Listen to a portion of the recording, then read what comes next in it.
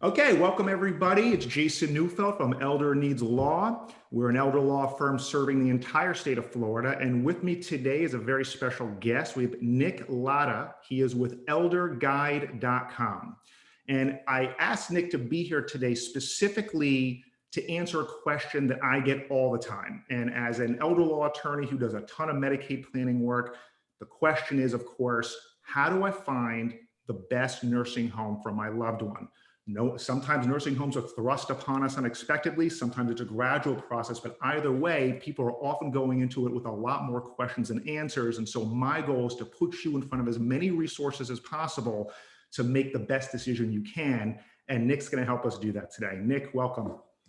Hi, Jason. Thanks so much for having me on and taking the time to speak with me today. It's always a pleasure. Yeah, we've spoken a few times. They're always very informative. I appreciate your passion for education, similar to my own, and you're just trying to get a lot of good information out there. So what I'd like you to do, start off, just tell us a little bit about yourself, and then tell us what is elderguide.com. What does it do? How do you do it? Sure. Yeah. So Elder Guide is a website that my business partner and I formed last year in 2020. Our primary objective in creating this site was really to create a data-based alternative to the other sites that were out there. And, in particular, we were motivated by a combination of, we had both had grandparents go into nursing homes, as when we were adults and went through this process. We're a bit overwhelmed by it. And then, years later, just read the typical stories you hear about in the news with people sort of being mistreated or abused. And somehow we got to talking about it one day over lunch. And the next thing you know, it turned into a serious idea. And then, within about a year of that, we had a site up, and we started by just collecting all the data we could possibly find on the roughly 16,000 nursing homes around the United States. The one thing, we didn't do in creating this was, we tried to not be subjective. We didn't push people into nursing homes simply because, they pay a placement fee or they're a more expensive private facility. We focus solely on the data. We talked to as many experts as we could about which data points were most useful. We then did our own data analysis to see which data points that they said were useful actually had, in our opinion, predictive value and a strong statistical correlation to overall other measures of quality. And then we created our, sort of proprietary algorithm that crunches that data and gives you a series of grades. You can, category grades as well as an overall grade. I always like to tell people those grades are not necessarily the be all end all. Those are, again, those are based on the data that's available. And in many cases, I think that data is very telling. And I think there's probably other cases where where maybe the data is a little bit unfair to a particular facility for whatever reason. But I think that it's the best starting point, because at the end of the day, the average person who's looking for a nursing home here, if they're actually, if you're the relative of a person who needs a nursing home and you're online and you're doing this search, you probably have really no basis in knowing which of these facilities are better than others. And I think the best thing you could do is to start with a bigger picture analysis and looking at looking at these grades and specifically scrutinizing the individual facilities in your area based on the services that you need and the particular metrics that are important to you that we show on the site. And ultimately, I encourage people to use our site to help you start creating a list. I don't tell people to just go on our site, pick the top ranked, facility in your city and assume that that's the best nursing home for you, because it might not be. I mean, if that top rated facility doesn't have a memory care unit and you were just diagnosed with Alzheimer's disease, it's probably actually a terrible fit. But on the other hand, you can start with that and then start paring it down based on making some calls, talking to your doctors, your attorney, friends and family and neighbors who have had experiences with the facilities, And then ultimately, there's no substitute for, for taking a tour. And if there's a particular grade or metric you see on our site that's negative with regard to that facility, I think the best thing you could do with that information is probably to go in there and talk to the administrator or the nursing director and ask them about it, and ask them and see if they have an explanation. I think it's a phenomenal point to emphasize, which is data is a great start, but it's not everything. And we were talking about this a little bit before we started recording, that you have some facilities that are just close to an emergency room, and so they're just more likely to have more admissions into an emergency room. And if you're just looking at the data, you're going, wow, everyone in this facility goes to the ER, and that might not be a right fit for my loved one, but that's not necessarily the case. They just may be attracting the type of resident with the types of conditions because of their proximity to this hospital, and that could be the explanation. So you have to look a little bit deeper than the data. Right, and yeah, and to that point, I mean, most hospital-based facilities, they only take people in the immediate aftermath of a hospitalization. So it's somebody who's had a surgery or been in a major car accident or something, and those people are usually in really rough shape. And as soon as they're in better condition, they generally are getting discharged to some other facility. So many times these other facilities, have the luxury of working with the people that have already been rehabilitated, as opposed to, like you said, a hospital-based facility where every person in there is an extremely complex patient. And generally speaking, there's going to be more issues associated with those facilities. That they're oftentimes going to have more ER visits and hospitalizations, and maybe won't show the same, meet the same recovery standards, but at the same time, that's oftentimes through no fault of the facility. That makes total sense. So let's talk about the data a little bit. So I think it's no secret that CMS, the Center for Medicare and Medicaid Services, has their own rating system. They collect their own data. Tell us what you're doing with that data, and then what do you do differently? What are you adding to the secret sauce to give people maybe a better experience with the rating system? Yeah, sure. So, I mean, the first, and first of all, I don't want to talk down, CMS's site. I think it's an excellent alternative, and one that people should also take a look at. But I think when you look at our site, and particularly when you look at a facility page in our site, I think we provide quite a bit more explanation in the bigger picture about that facility and about its various category grades. And I think that most people can glean a little bit more insight from that than they can from just looking at the raw data on CMS's page. Okay. Also, we do our best to identify the specific metrics that we are weighting most heavily, or that factored most into our evaluation of that facility. The last time I looked at CMS's site, I mean, they give you a great deal of data. But some of those data points, I think are a little bit probably less important than others, at least from the perspective of doing like the type of analysis we're doing, on the internet. An example of that is, if you go and you talk to medical experts, nurses and doctors, you often hear that 3 of the main criteria they look at for assessing a facility's nursing staff are pressure ulcers, falls, and UTIs. Mm-hmm. And when you go and you look at those metrics, and their reasoning, by the way, is that those are mostly preventable. So if a place has 20 or 25% of their patients with pressure ulcers, they're probably not being moved for periods exceeding 24 to 48 hours, which is a long time. Mm-hmm. And if they're falling more frequently, they probably have less supervision when they move around. And similarly, you can correlate oftentimes UTIs to hygiene. But when we actually went and looked at those 3 statistics, pressure ulcers and falls are a strong predictor of all kinds of other metrics and our overall grades. But UTIs weren't that strong of a predictor. They didn't have that same level of predictive value.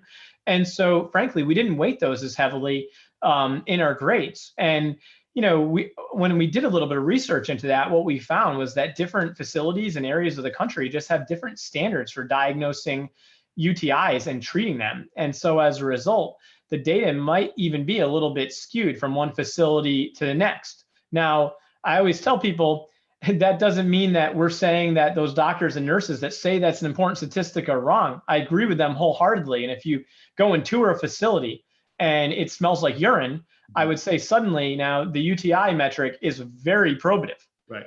But until you go there and see it with your own eyes, I'd be a little bit careful. I'd be more inclined to look at the levels of falls and falls and pressure ulcers. And another data point that people focus on a lot is the use of drugs, antipsychotic drugs, anti-anxiety drugs. And a lot of nursing homes get a bad rap for using these drugs because they sedate the patients and make them easier to care for.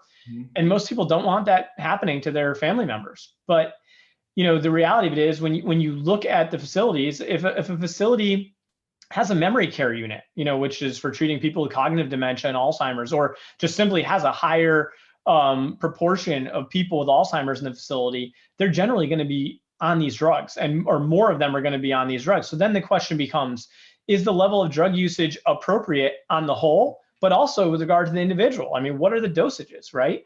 And so again, we didn't find the rates of drug use to be a very predictive statistic, even though I know that it's a very popular statistic that people look at.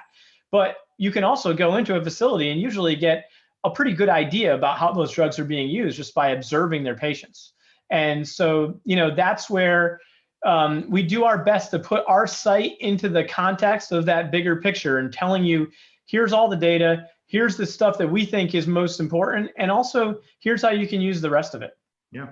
And the only thing that I add to that is what we were talking about before, which is I say, no matter where you place your loved one, I go, you need to visit them, or someone has to visit them. Right. If you're out of town, there are services that will just go visit them, and there'll be a care advocate to make sure they're getting the care that they need. Because when your loved one is being watched, when the facility knows that they're being watched and people are coming unpredictably, not at the same time, they will get a better level of care than someone who is just kind of dropped off and forgotten about, which unfortunately happens all too often. So there's very positive, affirmative things that people can be doing to ensure their loved ones getting the best care possible. And I love the idea.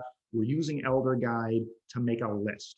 We're using that list, and then based on things that we find questionable, we're using it to gather more information directly from the facility. And ultimately, there's nothing better than going to visit the place yourself, because then you get a real sense of what's going on around you. We can't just do it. We can't gather that information just based off of anyone's data alone.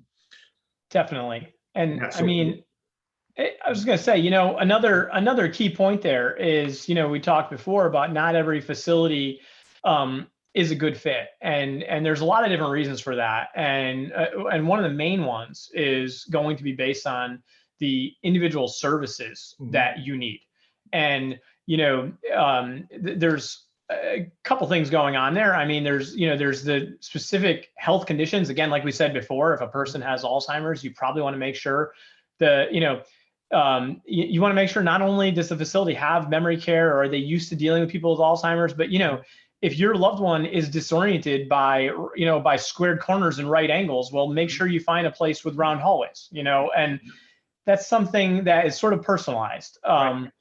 One thing we can offer on our site that's a little bit different than what the other sites I've seen offer is, if you go to a particular facilities page, and we can get into this a little bit later, but we have these staffing calendars at the top of each facilities page where you can scroll over day by day for the last couple of years and literally see which professionals they have on site and how many hours they're actually there. So when you call a place up, or the case manager at the hospital calls a place up and says, do you offer occupational therapy or physical therapy or respiratory therapy, whatever it is that you need, it's not just a yes, no answer. It's some places they answer yes, and they have a contractor in there for an hour, twice a week. Right. And other places have a full-time professional, and that's going to make a huge difference in the care you're going to receive. So don't be a slave to the data if you need those specific services, where you might really want to focus as much on whether the place is well suited for your care. That's excellent point. I thought it'd be really neat and useful if I could impose upon you to do a screen share. And I help people all over Florida. My two main offices are in Miami-Dade County in the city of Aventura, and then in Broward County in the city of Plantation. So I thought it'd be kind of cool to look at the general metro areas of what your website shows for Miami, and then what your website shows for Fort Lauderdale, which is the major metro area, Sure. and Loudoun County, and see what kind of data we're looking at, and you can kind of show off the service a little bit so people can be familiar with it from this video. Absolutely. Let's take a look. Yeah.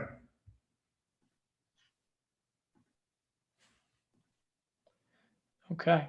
So there's a couple different ways that you can, first of all, that you can find the nursing homes in your area. Mm-hmm. One is by simply using this search tool that's right on our homepage. Mm-hmm. The other is, but just typing in the zip code or the closest city to you. The other is you can scroll down. We've got a map down here, and you can click state by state, Mm-hmm. county by county. And so, for instance, I can go down here. I can click on Florida.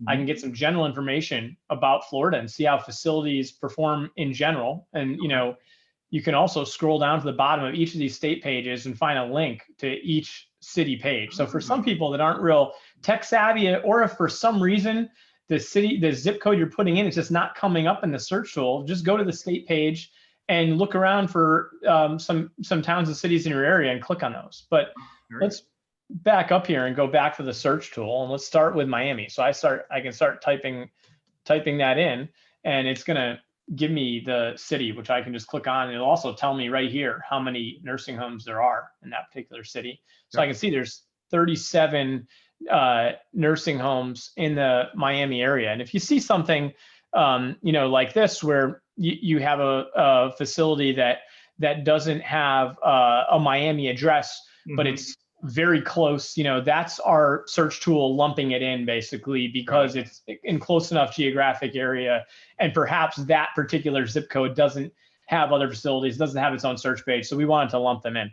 But you can see here already the 37 facilities, there's quite a few highly rated facilities in Miami, and there's really only a couple of more poorly rated ones. I mean, and I would say here at this point, I wouldn't rule a lot of facilities out. Now in Miami, because you have 37, who knows? I mean, maybe you only want to look at the ones that were like, I don't know, B+ or better, even, because there's probably 20 of something of them. But this is unusual. Most cities, there's not this many highly rated facilities. Mm-hmm. There's nothing wrong with taking a look at starting your list with all the facilities that are rated B- or higher, or even C or higher.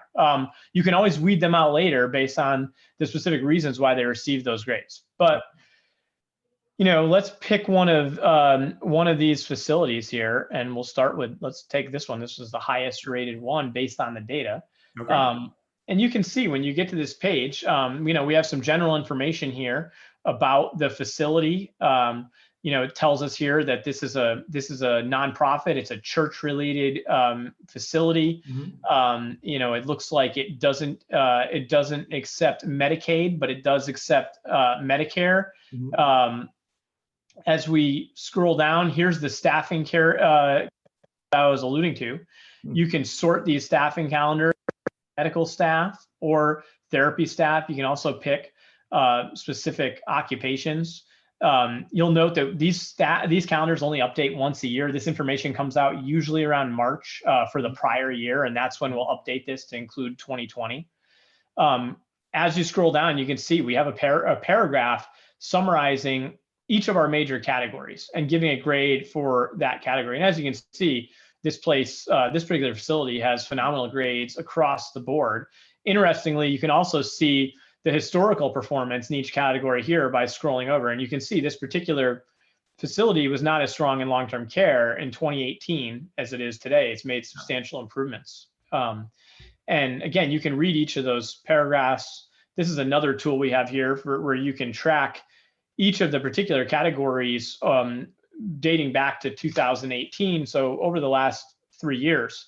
And see whether there's been any regression or improvements. And then finally, you come to the bottom here, and you've got the individual metrics listed. Different facilities will display. There's certain metrics that we list and certain ones that we don't list. And different facilities are going to have more metrics shown than others based on what was available in the database. Note that not all of those metrics are ones that are ones that are actually included in the grades. We include all of them here if they're available. Okay. And finally, at the very bottom, we just provide some additional information about local healthcare facilities. Obviously, if somebody, if somebody is requiring dialysis, or many older people want to be close to a hospital if they're having routine hospitalizations, we show you where these things are. Okay. Finally, if you come back up to the top of the page, one of the things, as I said, this facility here was not actually in Miami. It happened to be the highest rated facility in a nearby area. We lumped it into Miami because it was so close by mileage. You can click here to find other options that are actually in that specific zip code, right? Okay. So I can click on that, and now all of a sudden it's going to take me over here. It's going to show me the other facilities. Now you can see there's only a few facilities in this particular specific zip code. So as a result, as you scroll down here, we're going to have another category here where we show you nursing homes near this zip code. And then now you're still going to see all the ones in Miami, because frankly, I think it'd be foolish to limit your search to such a narrow zip code if there's only 4 or 5 options, particularly when you have an option with 30 or 40 in the nearby area. And then finally, when you're on this city page, you can go over here to the right margin, and you can see all the nearby cities and what their overall grade was and how many facilities they had. And so this is helpful for people that are open-minded to a broader geographic area. And so, you might, for instance, want to look here and see, and actually you touched on earlier, you have another office in Fort Lauderdale. So here, let's see what's available in Fort Lauderdale. Again, we could have gone back to the homepage. We could have searched for Fort Lauderdale. We could have searched for 33322, which I believe is the zip code for Fort Lauderdale. We also could have gone to the Florida state page, and we could have found a link to this very same city page. But here we go. So here's Fort Lauderdale. It looks like there's about 15 nursing homes. As you can see here, we're actually showing 34. But again, that's because we're showing some nursing homes that are not literally in Fort Lauderdale, but are so close that we didn't want to make the distinction. Right. And once again, you can start this process over. So, here's another facility page. Excellent facility with a high rating here, not quite as high as the last one we looked at. You can see now as you go down, its worst category appeared to be inspections, although there's absolutely nothing wrong with a B. But that was its worst category. And, and here we go. We've got an explanation here, and we share that it had seven deficiencies over, the last 3 years on its inspection report. And, in that situation, when you go and you visit the facility, you might want to ask them for a copy of the inspection report, or ask them if you could take a look at, they could talk to you a little bit about what those deficiencies are. I don't necessarily think you'd have to do that here because this isn't a bad grade. But if you had a grade where you were interested in the facility, but it had a D for its inspection grade or an F, I certainly would want to hear an explanation. And here you can see there's far more metrics available for this particular facility, including just, looking at this. There's a number of these metrics that, we don't factor these into our grades. We don't factor residents maintaining autonomy or ability to keep residents mobile, for example, into our grades. Not to say that they're not important. It's just that they're self-reported by the facilities. And frankly, we found them to be too subjective. And I think that, two different people at two different facilities are going to be assessing autonomy and mobility very differently. And so we didn't want that to be a significant factor in our assessment. And as you can see, this particular facility it looks like a lower percentage of their residents were mobile based on their own opinion. And that could have been due to the complexity of their residents, or maybe they're just really harsh in their own assessment of that category. But that's not a category that we felt was critical. And this place had so many, as you can see, so many really strong, characteristics here. For instance, as we mentioned before, look at how only 1.37% of people suffering major falls, 0.56% with urinary tract infections. There's some really positive attributes here. So we gave this place an A- overall, which is an excellent grade.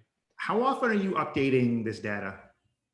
So we scan the database every day to pull out data. How often it actually updates on our website is variable, and it depends on a lot of factors based on how many significant changes there were in that particular area, which would cause us to do a rebuild of these pages and a reassessment. And the other is the presentation of the data by CMS. So right now, just in the last couple of months, and you won't see this necessarily on their website, but when you actually go to the database where CMS stores their raw data, they've actually reshaped a lot of the data and reformatted it. And so we're sort of letting that process play out, and then we're going to have to rebuild some of our tools that pull that data in. And so in the last month or so, we haven't been updating simply because they're clearly reworking on the back end of their site, and we don't want to make any mistakes. We're going to let them finish that, right, and then we're going to go and pull the data. Other times, I mean, we've had situations where we might have pulled the data and rerun all these grades and these pages multiple times in a matter of a few weeks, just because there were some major changes, but there were also no structural changes to the data, and we didn't have any concerns about accuracy or anything like that. So we ran the changes and presented the new data. So it's really variable from time to time, but we try to keep it as up to date as any site on the internet. Okay, very good. Terrific. You know, my takeaway from this is elderguide.com is a wonderful place to start your search when you're looking for a nursing home for a loved one. Anywhere. For my clients, it's going to be anywhere in Florida, but I know you're on a nationwide level, so really anywhere in the United States, elderguide.com is a great place to start. Anything else you want to add, Nick? Anything else you want to show off and talk about? Yeah, sure. So, at the moment, we're working on adding a number of other resources to the site, and in particular with regard to nursing homes, we have guides on the site specifically for choosing a nursing home, evaluating a nursing home. We're working on rolling out a guide right now that's specific just to touring a nursing home and the questions you should ask and the people you should meet with. And we also are working on creating a series of reports. We found that some people are interested in less in geography. Right now, the site, I guess you could say, is sorted by geography. But some people are interested. They want a veterans facility. Some people want a Catholic facility or a Jewish facility. And so we're doing our best to prepare reports that that break out these facilities by category and do an assessment across the country or across the state of the particular facilities that meet that criteria. Soon we're going to have a resources page on our site that's going to list links to all of these. And, I'd encourage people to go check that out as well if they're interested in more specific groupings of facilities. And finally, for people that might not quite need a nursing home just yet, or maybe can hold it off for a few more months, we're also working on rolling out information right now about home healthcare providers. And there's a lot of good, there's a number of people out there, as you know, that prefer to stay in their home. There's also a lot of great products and software out there that's evolving as we speak, that's allowing family members to remotely monitor their loved ones, or their health, or their caregivers to monitor their loved ones. And people are using this in combination with renovating of their homes to make it more handicap accessible to stay in their house a little bit longer. And I think that's a fine option too. I think people should sort of leave no stone left unturned here. And I think that's another question they should have for, especially for the medical professionals and the doctors they're seeing is, do they really need a nursing home, or are there some other options? And if they need a nursing home, I think our nursing home pages are a great place to start. And excellent. Thanks so much for all your kind words about our site and you taking the time to have me on today. Yeah, Nick, I appreciate you being here. And again, this is Nick Lata with elderguide.com. When you're looking for, a great starting point on how to find the best nursing home or skilled nursing facility for your loved one, elderguide.com. I refer my clients there, and it's worthwhile to check out. Nick, thanks again for being here today, and we'll stay in touch. Okay, thanks, Jason. Take care.